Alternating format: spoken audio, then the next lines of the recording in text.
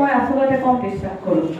মই সেইটো ব্লগতো কৈছোঁ, যেতিয়া মই উঠিম আগন্তুক ইলেকশ্যন নোহোৱালৈকে, যেতিয়া আমি ব্লক কমিটি বহিম, জিলা কমিটি বহিম, যুৱ মৰ্চা বা ছাত্ৰ মৰ্চা, বক্তব্য কম দি আমি কামৰ কথা বেছিকৈ পাতিম।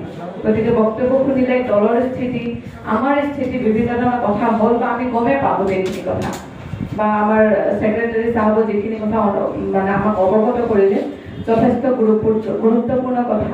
এটা কথা হ'ল কি, এই আজি যে 1.5 বছৰৰ মূৰত যেতিয়া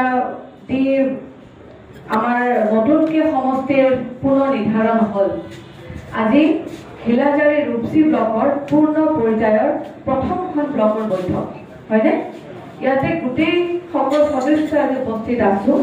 আশা কৰিছোঁ নেক্সট যেতিয়া আমি মিটিং মাতিম, তেতিয়া আপোনালোক গোটেইকেইজন সদস্য যে অহা মিটিঙত আপোনালোকে উপস্থিত থাকিবলৈ সকলোৱে ইনশাআল্লাহ।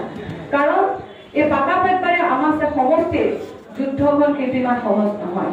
যদিও লাগি আছে আমি টিকিছোঁ, কিন্তু বহি থকা নাযাব, নহ'লে সেই সহায় আৰু যথেষ্ট ভাল। আজিয়ে আমি কঁকালত টাঙনি বান্ধিব লাগিব, যুদ্ধ বহুত কঠিন হ'ব। আজি দায়িত্ব পালোঁ, কালিৰ পৰা কাম আমি আৰম্ভ কৰি দিব লাগিব।